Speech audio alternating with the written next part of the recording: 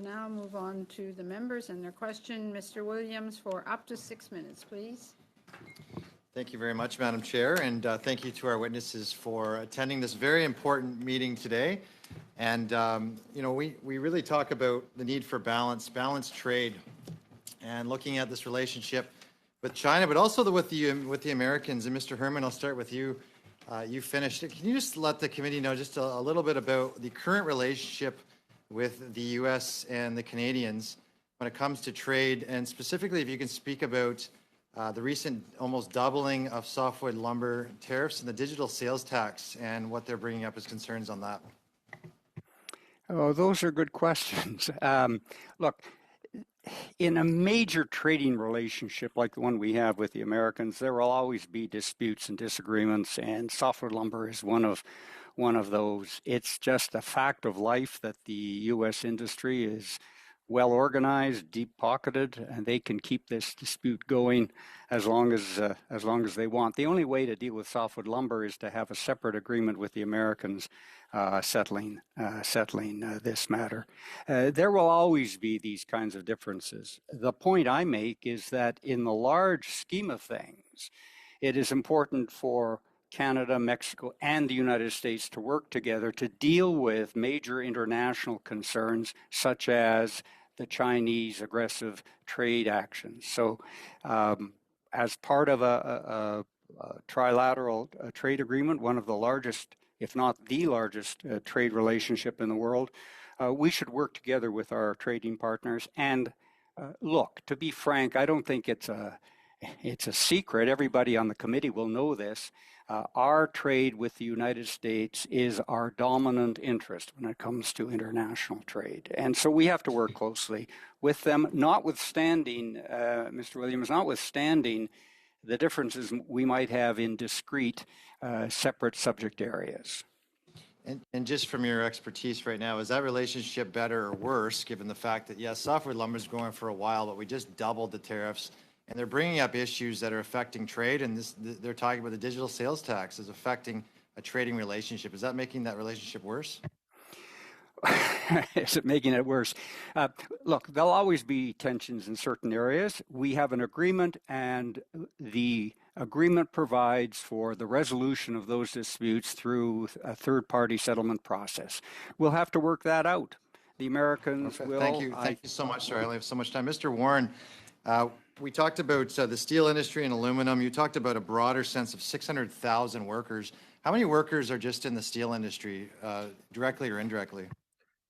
Meg might help me with that answer, but directly in the steel industry for our union alone, probably close to 20,000.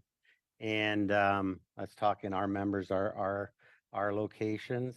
And then obviously the downstream, all the shops around it to support it, the maintenance work. So you're talking 100,000 jobs or more. So 100,000 jobs, good paychecks in Canada in these industries. We talk about obviously the EV and the steel and aluminum industries from China, and you did talk about dumping of those industries and how that was going to affect it. You had a large number. Maybe you talked about 19 to 38%. How many jobs would be threatened if steel is continually dumped, if we don't have these the tariffs in place on aluminum, steel, and EVs? How many of those jobs would be threatened of those 20? I would suggest to you, if we don't figure it out, every job will be under threat. Because it comes down to investment, and if again you can't sell your steel, there's no premium on green steel right now, even though we produce some of the greenest steel in the world. There's no premium in the marketplace for green steel. So if we don't put in tariffs to help these manufacturers so they invest, what's a nation without a steel industry? What about all the good jobs, the communities they create? And I will tell you, the last point I'll make is if we're not able to stop our porous borders with foreign steel being dumped in, because at the end of the day, it leaks into the U.S., and our greatest trade partner, especially with steel, is the U.S. And I assume their patience are running thin if we cannot kind of look after our borders and foreign steel continues to leak into their country. very concerned about that. Thank you, sir. And something else that we've been hearing from some of the producers as well is which is affecting this is also the carbon tax. Is the carbon tax going to increase the cost for the steel industry? And if so, how many jobs are being thrown out of that? Well, right now, I think it's too early to say how many jobs. I think, from my perspective, there is no doubt about it that steel producers should not be let scot-free around creating the green economy or continuing to grow within the green economy. I am somewhat concerned how it ramps up with the steel industry. So we're having a harder look at that right now. And we're trying to see if they need a bit of a carve out, a bit of a runway so the technology can catch up with them. The investments can catch up with our steel industry. But it's clear to say they shouldn't be let off the hook. But I am concerned right now the way it ramps up, if it is that we need a closer look at it to see how it impacts investment. And are you asking then for a pause? Is that something you're asking for? No, not directly. We were reaching out to some of the parties to have the discussion. I was with the steel producers a couple of months ago. We talked to all three parties about it, made them aware of it, and again, we're hopeful that as we continue down this path to figure out a solution that works for our environment, our children, our Thank you grandchildren. very much, sir. I'm sorry I have to interrupt. We're 20 seconds over. The next person, Mr. Sheehan, please. Well, thank you very much to everyone on this presentation, and it would seem that everyone is in agreement that these tariffs are a good idea. And thank you very much for presenting your, various points and opinions and data on this. Marty, when you talked about this dumping that's been going on for a very, very long time, I'm the member of Parliament for Sault Ste. Marie, and I've been there for quite a while, and I've seen how important the steel industry is directly for the steel workers, but also just for the economy in the Sioux and Northern Ontario. And when I was first elected, Algoma Steel was in bankruptcy protection. Tenaris Tubes had a handful of people working there, basically just maintenance, keeping the lights on. And they had squarely blamed dumped steel.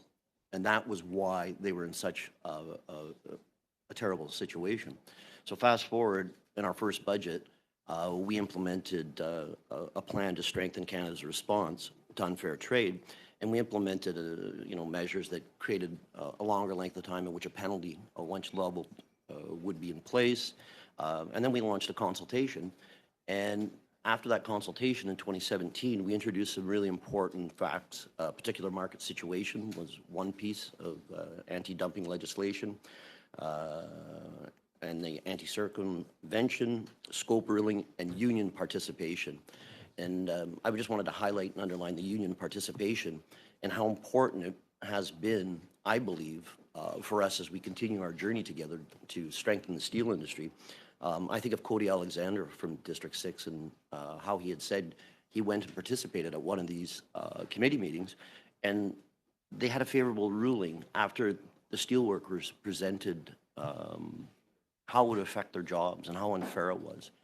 Could you explain as well to the committee, and I really appreciated the steelworkers' help when the 232 tariffs were put in place on 25% on steel and 10% on aluminum, and how the United Steelworkers on both sides of the border were able to work with us, including Leo Gerard from Northern Ontario, Sudbury, Companion of Canada, and the importance of that voice. And maybe you could explain to this committee the ongoing efforts of United Steelworkers working together on both sides of the border to strengthen the steel industry. So I'd let you provide some comments on that. Yes, we are. I would say we're very fortunate. We're an international union on both sides of the border, which not only gives us a voice in Ottawa, it gives us a voice in Washington, and we do a lot of work together to protect our countries, our economies. As we all know, our economies are so dovetailed together on almost everything. And just to back up to your point around some of the tariff cases and us having the ability to testify at tariff cases, huge step forward. You hear a lot of the committee people that would normally just get facts and a whole bunch of stuff when they're able to hear a worker, how it affected their community, the layoffs, the lack of overtime, It was, you hear a lot of committee members saying that matters, how it affected their bargaining. They were in a weaker position to bargain pension plans and wages. And so that's been a huge step forward. And I can't thank enough for the committees and that for allowing us to be part of that. And I just want to say with melt and pour coming up, that's a huge step forward too, because these countries circumvent it, or some of these call it China, and some other countries like to go to 3 different countries, change the stamp and dump it in. It still dumps steel. So with the implementation of melt and pour, we really need to resource that. We also need to resource the CBSA in terms of affecting or enforcing the trade remedies that we're getting at the Trade Council. So thank you for the work you've done and the importance you see in the steel industry. But I can tell you, us and our U.S. counterpart work strongly together to protect our 2 economies and make sure both of our economies have a thriving steel industry and many other industries. Again, you had begun to speak about exploring carbon adjustment. Could you please delve into that a little further, what a carbon adjustment would do and potentially protecting steelworker, aluminum jobs, EV jobs, et cetera? Yeah, so the theory behind a carbon border adjustment is when steel does come to our shores and it's made in a way that isn't meet our standards, or creates environmental impact, creates a problem with carbon emissions, that for them to enter our border to be purchased, there's a carbon border adjustment.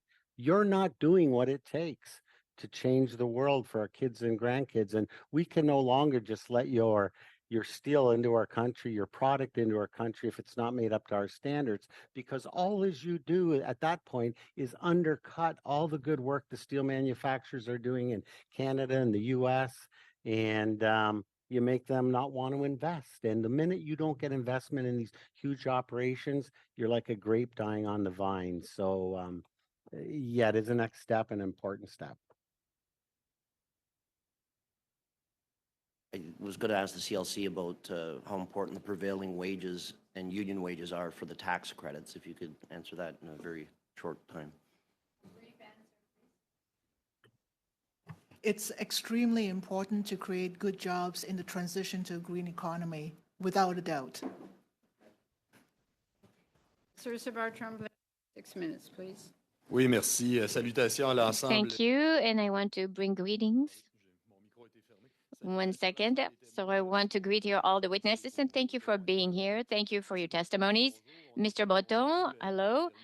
We saw each other a few days ago at Halifax. We even had some seafood together. So I'm glad to see that the weather was really nice when you did your sound test. Can you come back on your proposal? You are saying that you support the tariffs that will be put in place. You say that this should be extended to cars, gas cars coming from China. Seems to me that there isn't the same geopolitical importance, and China isn't really seen as a power in this regard. It is more in the EV that we need to contain it. Yes, in fact, geopolitically speaking, this is not an issue that is as important. But if we want to be standardized, if we want consequences to be important, well, there are many gas vehicles that are built in China. They are imported by American automakers, and they found themselves in the dealerships. So as we say in Quebec, what's good for the goose is good for the gander, so it should be good for everybody. And so this is why that it really isn't logical that this is not the case. Another thing that hasn't been brought up in the conversation since the beginning, and it is important to talk about it, it is also the aspect of industrial spying that we have seen from China in Canadian Research Center. I know from very certain sources that there is a spying that was done by Chinese people in a research center on the electrification of transport in Canada. And this is a very important aspect that just adds to the manners of doing that are not fair, that are not equitable in international commerce if we want to protect not only jobs in assembly and manufacturing with steel. I agree with Mr. Warren was saying. We want to protect our industries. My father used to work in a plant that was removed because it was in a country where the working conditions were not quite as strict and the environmental conditions were not as strict. So we want to protect the jobs here. When it comes to industrial spying, I think that should not be neglected because there are research centers that are world-class center in Quebec, in Nova Scotia, in Dalhousie University. Jeff Dan was at our conference to talk about all the high-level research that was done, and there's no reason why we shouldn't be protecting not only the job, but also our research. This is interesting what you're saying, because right away, as soon as we talk about tariff, it says, oh, okay, well, it's going to limit the competition, which is necessary when you have a market economy. But if we're talking about industrial spying, I think we already know very clearly that there is no competition that will be pure and perfect. So just if you want to add something about this, I'm going to ask you to play, historian. In the 1980s, the administration, which was the origin of the NAFTA, they put in place tariffs against Japanese gas cars. And at the time it was said, oh, this is going to limit competition. But it is also clear that at the time Japan was engaging in measures that were not in line. So what was the results now that we have 40 years to look at it? That is a very interesting question. I am old enough to remember of the articles in Times and Newsweek about the Japanese invasion with Nissan, Toyota, and so on. And there was a practice that said that we were imposing tariff about 60% on the imports. And what it did is that in the end, Japanese builders came to install themselves in North America. So I can tell you that there are some Chinese automakers and truck makers and bus makers that are coming to North America. So this is part of the equation in all the discussions that are being held. It is something else that people must, examine. One of our important members is Unifor.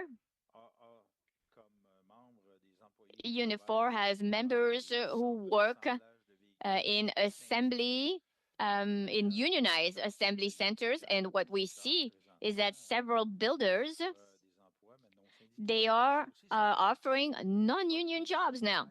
And this is also part of the good conditions. We have to take this into account in the equation. I want to come back here on the topic of the fact that when we are talking about protecting our jobs, we must also talk about protecting Canadian consumers. And what we're sorry about is that some automakers who are making EV vehicles in Canada, they're also selling EVs in Europe, Asia, and so on. But the vehicles that they're offering, we don't have the same choice here that we have in Europe, for example. We have baseline vehicles that are not offered in Canada. So, for example, we must have, base vehicles so that they would be less expensive, and that would increase the volume of EVs that are being sold, and it would allow us to, create more jobs. So there will be a consultation starting very soon, not only on the vehicles, but also on battery and critical minerals, as well as chips. And that consultation will be extremely important. We will also want to intervene on that. Sorry. Well, thank you, and thank you to all the witnesses that are here today. It's clear, I think, that we all agree that this action is needed, that we need to impose these tariffs because of our relationship with the United States, because of what China's doing. But I guess what a lot of Canadians, and certainly myself, are concerned about is how this will affect the necessary fight to reduce our emissions overall and promote the uptake of electric vehicles in Canada and promote, the electric vehicle industry, I think. And I'm going to turn to Ms. Kwan, the CLC, and talk about, I think you, if I'm not mistaken, made the point that these should be short-term temporary measures to make sure that Canadian manufacturers step up to the plate and start producing low-cost vehicles that Canadians can afford. And if they're so afraid of Chinese vehicles coming in that are cheaper than ours, this is what we should be striving for, and this is what we should be using these tariffs to drive. Is that the point you were trying to make? Yes, that is exactly the point. This is basically a short reprieve, a temporary reprieve for Canadian manufacturers in the EV supply chain to basically step up to the plate and, build the things that they have promised to build with investments from a lot of public dollars, right? And to actually get it started. The issue is that we haven't really established or used the amount of investments to actually establish a solid foundation yet. And so the introduction of cheap EVs at this point will be very, very damaging. What we're saying is that Canadians are competitive, and therefore we need to give ourselves a chance to actually build on the investments. And, the tariffs or the surtaxes are really a stopgap approach to give everyone a chance to get things going. Thank you. Okay, thank you. And I'll turn to Mr. Breton and ask more or less the same question. I think you brought up a lot of those points. I know my wife and I were looking at EVs this summer in lots in British Columbia. There are plenty available there. A lot of them are fairly expensive. But I think British Columbia is ahead of many other provinces because we have a provincial government that is supporting that shift to EVs with EV infrastructure, EV subsidies for purchase. And I'm just wondering if you could comment on that same question and perhaps add what vehicles we are making in Canada now or planning to make in the low-cost EV bracket, or are we ignoring that bracket altogether? Actually, we are. So that is an issue, and to tell you the truth, there was plans to build, an electric pickup truck in Ontario, and Ford decided to postpone their plans to build an electric pickup truck and go with a gas pickup truck. And one thing that I found really quite stunning, actually, is that now there's a Dodge Charger EV being assembled in Windsor, Ontario, because there is regulation for EV sales in BC and Quebec. Even though Ontario taxpayers are subsidizing the assembly of those cars in Ontario, they won't be able to have access to those cars. Only people in BC and Quebec will have access to those cars. And that shows you the power of regulation. So it is an issue. Car makers like Hyundai, Kia, VW, Ford, GM, VinFast, Tesla, and others are talking about making more affordable electric cars between now and 2027. We just want to make sure that we have access to those cars in Canada, because right now, as I said in my opening statement, car makers are not even making affordable gas cars. I mean, they're not providing them to Canadians anymore. So it is a big issue of affordability, even for gas vehicles. So we want to make sure that we support our workers, and our workers start making more affordable gas and electric cars, but specifically electric cars in Canada with the funding that we're giving car makers and suppliers. So you're suggesting that the 3-year relief period should be used and regulation should be in place to make sure that the cars that are being produced in Canada do reflect that need for lower cost EVs, so that we can, the whole reason we're pushing to get EVs built is to bring down our emissions, and we can't do that if people can't afford them. Exactly. So obviously, right now the price of EVs is getting more and more competitive with the price of gas cars. And if you look at, mid-market, they are very competitive now. But when you're looking at entry-level EVs, there's a gap. I mean, actually, it was easier to buy an entry-level EV 3, 4, 5 years ago than it is now because there was more choice then than there is now. Now, most car manufacturers are offering SUVs, pickup trucks that are more expensive. So if my wife was to scrap her small electric car, she couldn't find anything or hardly anything. Thank you very much, sir. On to Mr. Baldinelli, please, for 5 minutes. Thank you, Madam Chair, and thank you for the witnesses for being here today. I just want to follow up with Mr. Warren. And you had mentioned in your discussions the United Steelworkers represent about 225,000 members in the steel, aluminum, and mining sector. Workers, and you had mentioned the workers are the backbone to Canada's EV supply chain. I just want to follow up on my colleague's line of questioning earlier. You had mentioned you were having discussions with parties about your concerns of the carbon tax ramping up in the coming years and the impact on the Canadian steel industry. So specifically, I mean, what is the union specifically asking for? You had mentioned a carve out in your opening comments. So who are you speaking to? I mean, what have you requested from this government, and what has been their response? Yeah, well, it's been jointly with the steel producers, and if you listen to the steel producers, they raise a lot of issues. I don't know, they raise issues about just investment, the technology, the further technology they need to have to get where they need to go. I think every steel producer that we're with um, wants to be a green steel producer, but again, it's the attraction of investment, and if it's uncertain grounds, there's a concern about investment. So I would say that it's best I could say it's a work in progress. I think every party, all three parties, that we did not, or I did not visit the block that day. My apologies. There was the NDP who came later, was the Conservatives and Liberals, and I think they all understood that how important a steel industry is to call yourself a nation, aluminum industry, and I think it's going to take further discussions. Obviously, we're doing a lot of work this Sue around electric arc furnaces, so that's going to be helpful.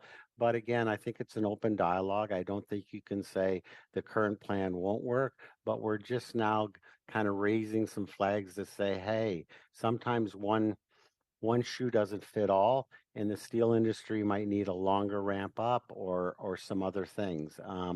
But I think it's important to say that we all agree, steel producers and ourselves, that producing green steel Well, to your point, Mr. Warren, and I think it is important that we have these discussions. You know, we don't operate in isolation, particularly when it comes to other issues and policies impacting the sector. And specifically, I mean, back in November of 2022, Ms. Gingrich appeared here when we were doing a study of the Inflation Reduction Act.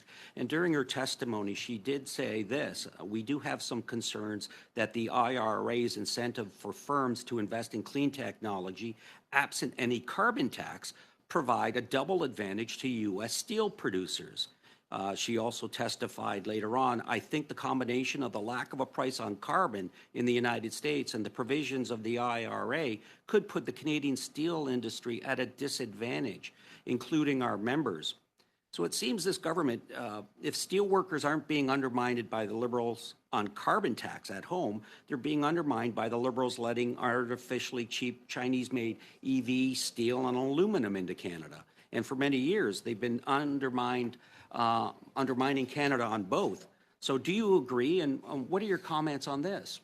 I guess my initial comments would be that there's been two different approaches. In the US, it's been kind of a carrot approach where, with the amount of monies and different pots of monies, they're offering up to incentivize a big industry to go green, is that approach. And, you know, the steel producers and other producers would say Canada's using more of a stick approach, you know, fall in line or else the costs go up each year up until 2030. So again, I don't think I'm ready to throw the baby out with the bathwater, but I do believe that it's an issue that we'll continue to discuss to find out what's right, to find out how it works. Because I do want to say this, and it might be out of the wrong spot, but it's so important for every one of us on this call, for our kids and our grandkids. This is a chance to belong to a new economy. quite frankly, we lost. Yeah, but Mr. Warren, if I could, what does that stick approach that this federal government has decided to take, what does the risk to those 225,000 members? The risk. What does it mean for Stelco, for Yeah, example, yeah. in No, Hamilton, which was recently purchased by by a firm in the United States? What is Yeah, that stick approach and the cost in terms of carbon? What does that mean to those Canadian workers that live in Hamilton? What does that mean for them? the risk. You The have risk. 10 seconds, sir, Yeah. for an answer. Either I don't think you can get an answer in that particular time. I will go on to Mr. Sidhu, please. Well, thank you, Madam Chair, and thanks to the witnesses for being here today. Today, we're hearing a lot about our Canada carbon pricing mechanisms. Earlier today, we also heard about the carbon border adjustments that was mentioned earlier. And for those watching, I'd like to read something for you just so you can understand what carbon border adjustments mean. And I'll read right from the European Union's website. The EU's carbon border adjustment mechanism, also known as CBAM, is EU's tool to put a fair price on the carbon emitted during the production of carbon-intensive goods that are entering the EU and to encourage cleaner industrial production in non-EU countries. By confirming that a price has been paid for the embedded carbon emissions generated in the production of certain goods imported into the EU, the CBAM will ensure the carbon price of imports is equivalent to the carbon price of domestic production and that the EU's climate objectives are not undermined. CBAM will ensure the carbon price of imports is equivalent to the carbon price of domestic production, and the EU's, again, climate objectives are not undermined. So if the Conservatives are talking about removing carbon pricing, we know that our exports and industries, the EU composes of a large market, close to 500 million consumers. And Ms. Kwan, the Canadian Labour Congress represents many of these industries that ship to the EU.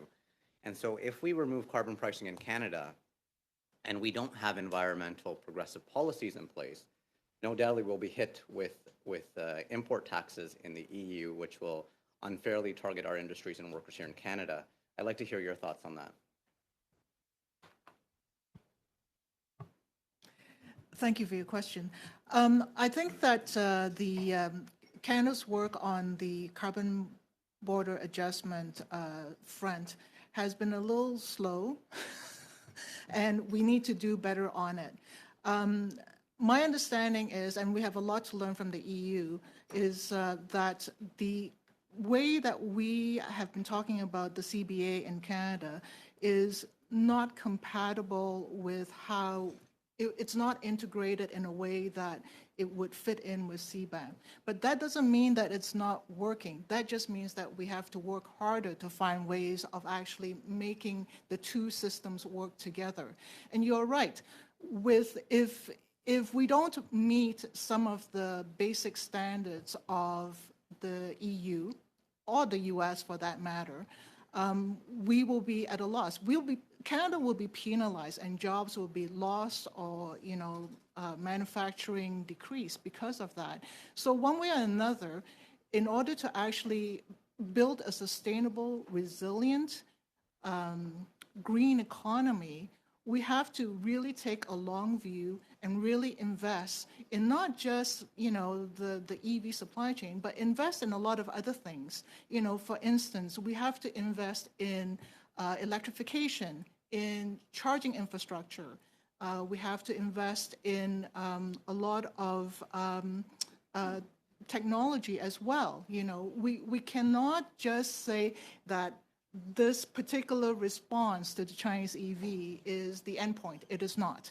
This is, in fact, a very, I would say pre-starting point. We need to really, all of us, work really hard to make sure that, we have a very long-term view and long-term investments by government, by manufacturers, by Canadians, by workers, to actually build a future for what, Mr. Warren said, for our children and grandchildren. Thank you. Well, thank you, Ms. Kwan, for that. And I'd like to turn to Mr. Warren now as well. As we heard from Ms. Kwan today, that is why we stepped up with tariffs on imports from the Chinese EV sector, because we want to make sure we protect industry and workers to make sure that we're all playing on a level playing field. And so, Mr. Warren, I'd like to hear your thoughts on CBAM and how, if we, roll back our supports to the environment and our progressive policies, how that could impact exports to the European Union market and what we're doing here in Canada. And I think I'd start by saying, and probably echoing what was just said, it can't be just a one thing approach, whether it be melt and pour, whether it be strong enforcement at the border, whether it be the trade hearings, hearing from workers, whether it be these tariffs that we're talking about today. First thing I would say is our economy, we we're not a communist country. It takes our time a while. It's a democratic country, and we've got to convince consumers. We got to do stuff. We just can't say, "Hey, as of tomorrow, here you go." So I think that is giving us some breathing time, allowing our companies, whether they be in steel manufacturing or anything, to get set up and to get more prepared. Because I will tell you that when we went to the global economy in manufacturing, we lost. Our kids lost. Canada lost, what, 1.5 million jobs in what, a year and a half, 3 years? The U.S. lost millions upon millions of jobs, and we can't have that again. What was the cost of the $50 VCR? I can tell you, wiped out every Zenith manufacturer and Canadian manufacturer. And what we're trying to do with this, whatever element you want to pick, is to build the future, build an economy, take back Thank our you very much, economy sir. I'm for sorry I our have to children. cut you off. My apologies. No Monsieur worries. Savard-Tremblay, please. 2.5 minutes. En 2 minutes et demie. Bon, faudrait être très bref. In 2.5 minutes, I'm going to have to be really, really quick because there is a lot of content here. So, Mr. Breton, first of all, essentially, if I'm not wrong, you say that there are two models, two companies that would be penalized by the tariffs, but the middle class would be completely suffocated by the costs. I think these are models that would not be for the middle class. So just respond, yes or no? Yes. The middle class can certainly access to those vehicles, but in fact, there really isn't any EVs made in China that are offered for $30,000 in Canada. It's $50,000 or more. So we are not penalizing the middle class with those tariffs. Thank you. So in regards to the United States, I think it's clear we can't do this except if we do this on a North America basis. So the United States have put pressure on Canada to put those tariffs. They're worried about Canada. They're saying that we're a sieve in many regards, that we are neglecting many things. So are they really the best ally? And quickly, are there any issues where we could have the Canadian make some points in regard to the United States? It's a very good question. We will have a CUSMA negotiation next year, and I think Canada is going to have to hold its position because right now I believe that we will be losers in this negotiation if we're not paying attention. Thank you. I think we will have an opportunity to talk about it again in this committee, but can you talk to us about clean procurements? Yes. Some people were talking about we are using the stick and not the carrot because we're giving a subsidy of millions of dollars for EVs and battery. So certainly we have the carrot and the stick. I think we are doing a good job in Canada.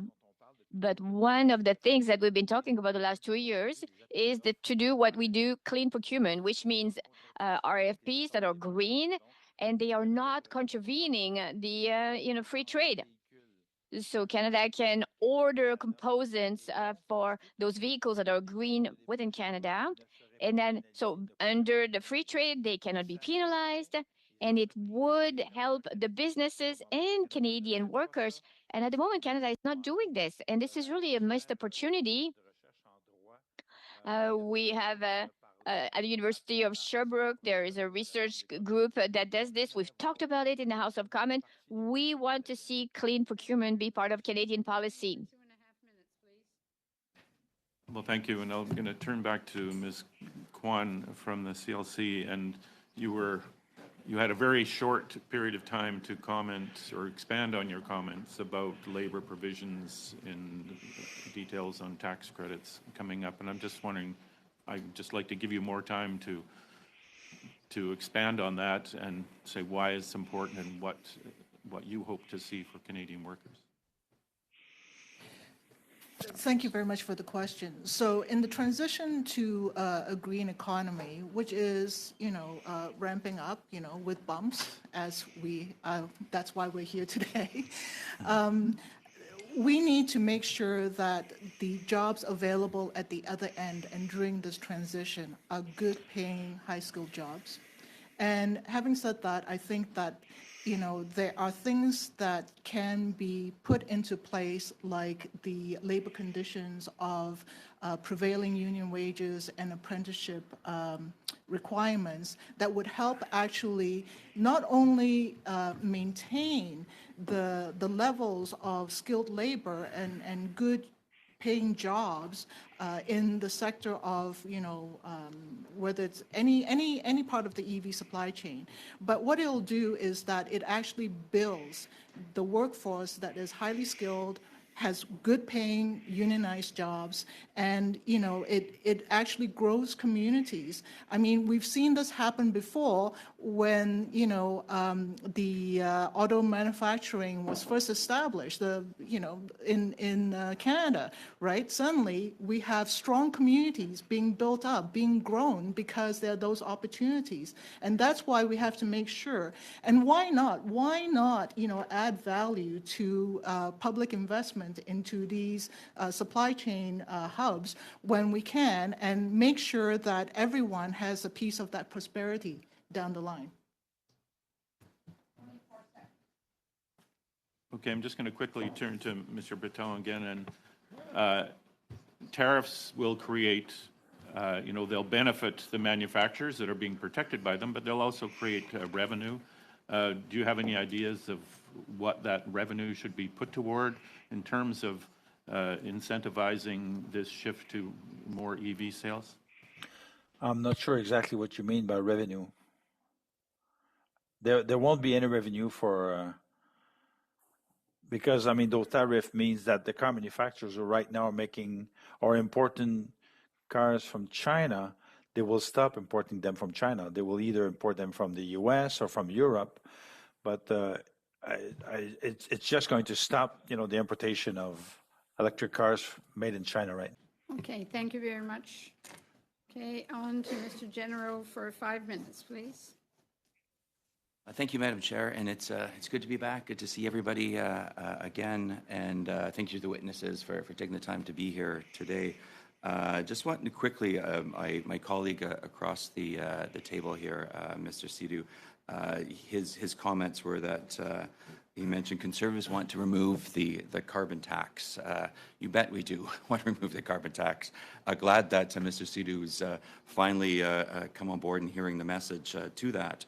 But I would stress to him that it's not just Conservatives that want to remove the carbon tax. There's premiers across the country now, even in Mr. Canning's home province of BC. He's moving away from the carbon tax. This is what Canadians are asking for. At the end of the day, the carbon tax is driving up the cost of groceries, home heating, and getting goods to market. So just want to make sure that Mr. Sidhu knows that it's not just us that's asking for this. We're reflecting the thoughts of Canadians from across the country. Might just share a little bit of my time with my new colleague to the committee, Mr. Williams, at the end, but want to quickly ask Mr. Herman a brief question. You mentioned as part of your opening comments about the softwood lumber always kind of being an issue. The fact is it wasn't as big of an issue today as it was under the Stephen Harper Conservative government. And it wasn't until the agreement ended in October of 2015 that all that this government has been able to do is secure a moratorium for the softwood lumber agreement. So I would like to ask you, Mr. Herman, if you see this as a bigger issue in terms of the relationship between the current government and the government down in the United States, coupling this with a digital sales tax as well that's come into force. Is this are these issues that will cause friction to that relationship? Well, frankly, I don't think the softwood lumber issue is something that would destabilize our relationship with the United States.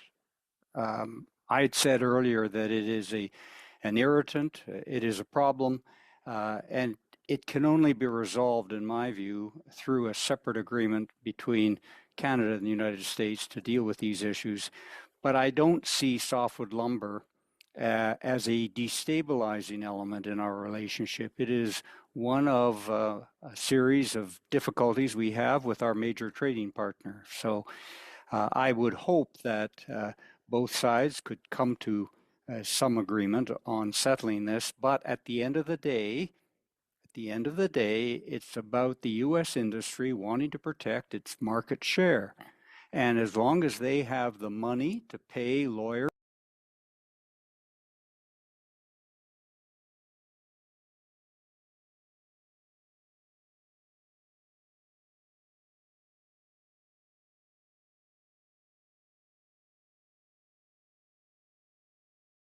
will destabilize our good relationship, generally speaking, with the Americans. Remaining, sir. Thank you, Madam Chair, and thank you to the committee.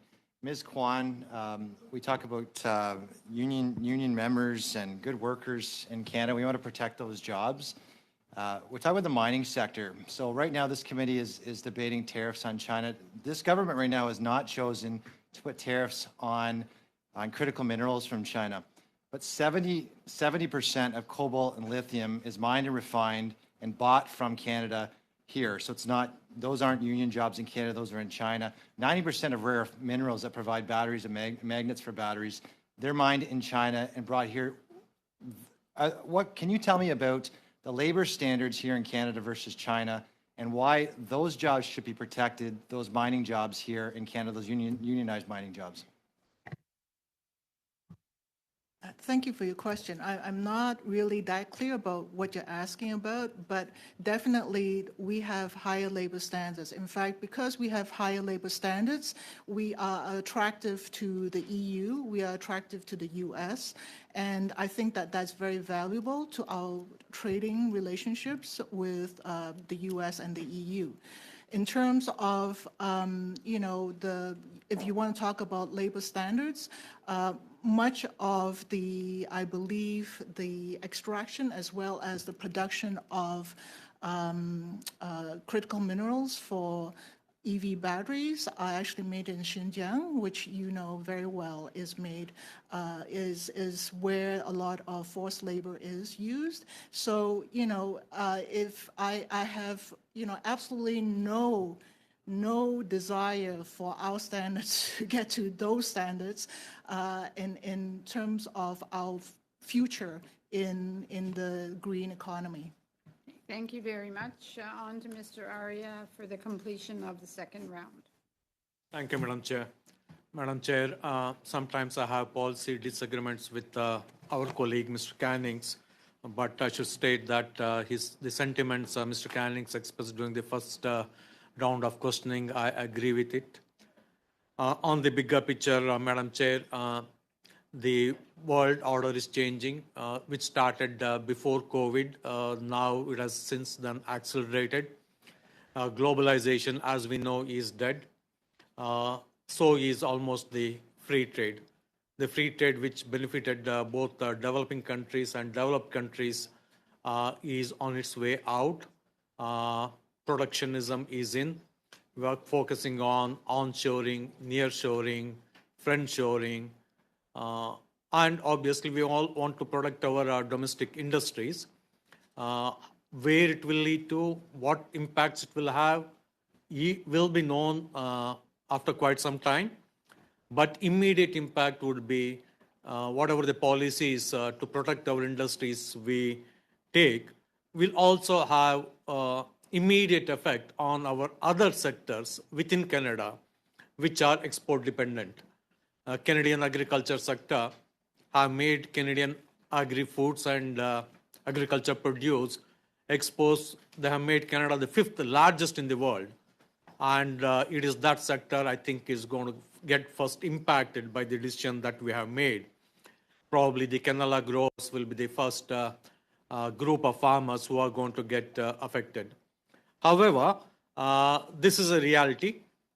United States is our biggest trading partner. Our economic prosperity is linked and dependent on our trade with the United States. And once the United States took the decision to impose tariffs on EVs from China, it was inevitable that we follow suit. As a Global Mail editorial recently wrote, matching American tariffs would be the right decision, even though that such tariffs are usually bad. As I said, this is a new paradigm. We don't know where it leads to, and it does not affect only Canada. It affects all the countries in the world, especially the developed countries in the world who were the champions of the free trade. Mr. Lawrence Herman, I got a question for you. I did read your article in Globe and Mail on this issue, and I also listened to your comments today.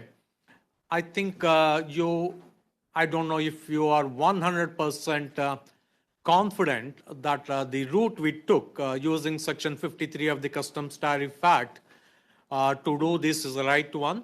Obviously, taking this route means that we are losing the WTO cover, which we could have used to reaffirm our commitment to multilateral rules-based order.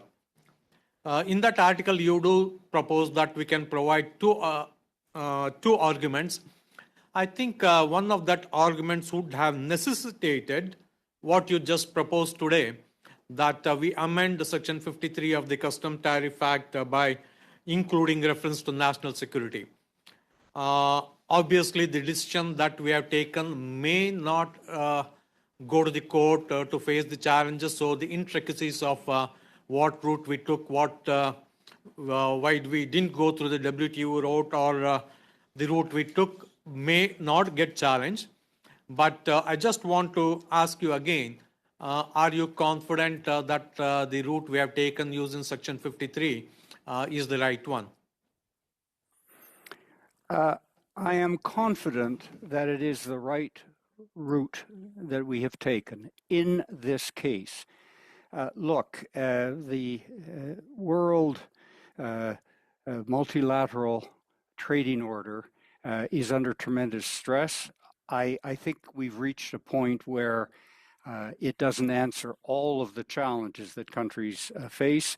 And in this case, Canada took steps, and I think those steps are, in my view, consistent with the right of governments, members of the WTO, to take exceptional measures to protect national security. We don't need to get into all the intricate legal arguments, but I think we did the right thing.